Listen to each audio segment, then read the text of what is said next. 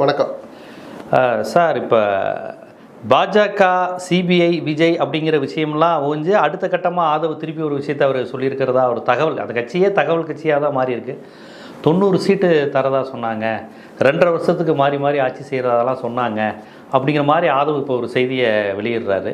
இது எந்த அளவுக்கு நம்ப தகுந்ததாக இருக்குது? இப்படி ஒரு பேரத்தை பாஜக நிகழ்த்தி இருக்குமா? அப்படி நிகழ்த்தி இருந்தால் அது எடப்பாடி ஒத்துழைப்பு தந்திருப்பாரா?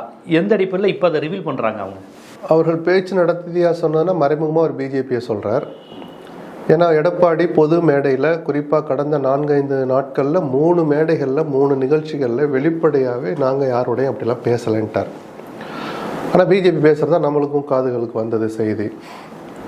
அப்போது நிர்மல்குமார் எல்லாம் நடந்து ஒரு 8வது நாள் 10வது நாள் தான் நிர்மல்குமாரை விட்டு முதல்ல அப்படிலாம் இல்லை, அது வதந்தி அப்படின்னு ஒரு அறிக்கையை பேட்டி மூலமாக சொன்னாங்க.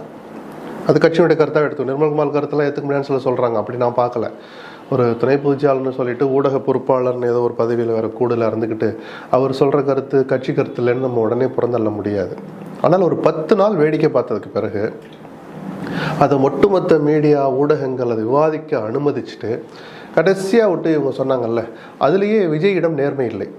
ஏன் விஜய்? அரசியல்வாதிக்கு நேர்மைக்கும் சம்மந்தமில்லாத வார்த்தை ரெண்டும். நீங்கள் மாற்று அரசியல்னு சொன்னீங்கல்ல, அப்போ இந்த நேர்மையற்ற அரசியலை ஏன் செஞ்சீங்க? ஒன்று. இப்போ ஆதவ் சொன்னதை வச்சு பார்த்தா, எடப்பாடி மறுத்ததை வச்சு பார்த்தா பேச்சு நடத்தியது பிஜேபி தான். யார் கூட பேச்சு நடத்தினாங்க? ஆதவ் சொல்லணும்ல. எப்படி ராங் நம்பரில் கூப்பிட்டு டயல் பண்ணி அது கரெக்டாக பனையூர் பார்ட்டி ஆஃபீஸ்க்கு போய் இல்லை விஜயனுடைய வீட்டுக்கு போய் இல்லை ஆதவனுடைய வீட்டுக்கோ ஆஃபீஸ்க்கோ அந்த ராங் நம்பர் போய் லேண்ட் ஆகி அவர் எடுத்து உடனே 90 சீட்டு 2.5 வருஷம் ஆட்சின்னு யாரோ ஒரு அசரீரி குரல் ஒழிச்சிச்சா? யார் காதில் பூ சுத்துறீங்க?